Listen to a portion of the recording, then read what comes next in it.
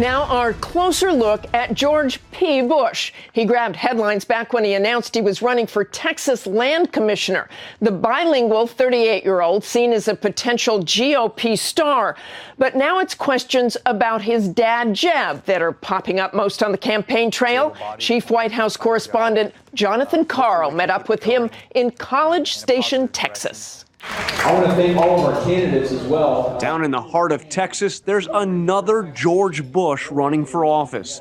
George P. Bush has been immersed in politics about as long as he's been walking. I pledge allegiance. He was just 12 when he first took the stage of a Republican National Convention. Few have spoken at so many of them. Now 38, he finally has his own campaign bus. You've been drawn to politics for a long time. This is the first time you're actually running.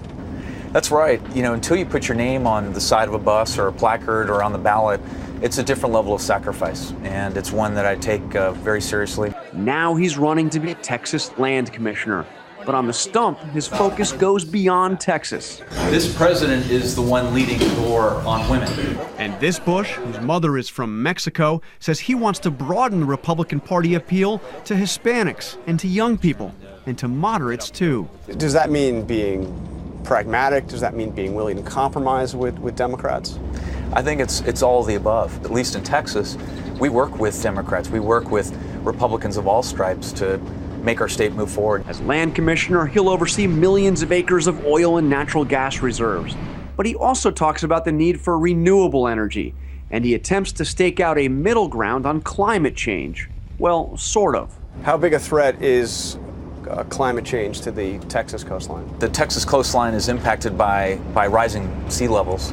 And again, the question is whether or not that's man-made, and I'll leave that to the scientists. But at least in Texas, the facts show that on average about 17 feet of wet beach is lost due to coastal erosion. Which is a huge problem for Texas. It's a huge problem. But you don't doubt that human activity contributes to climate change? Well, we'll see in terms of the science, in terms of there's a wide range that has been discussed. And again, I'm not a scientist by any stretch, but everywhere from no impact at all to 100%. On the trail, there are constant reminders that he's in the family business. I voted for your grandfather. I voted for your father. I'm voting for you. Excellent. There's the grandfather who was president and the uncle. And listen to what he told us about his father. So is your dad going to run for president?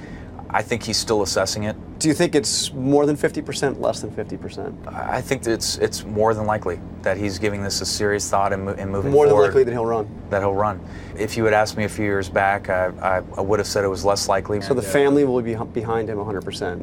The family will be behind him 100% if he decides to do it. What about George P. himself? You don't grow up in this family without at least thinking about it, do you? You had to at some point think, maybe I'll be president someday.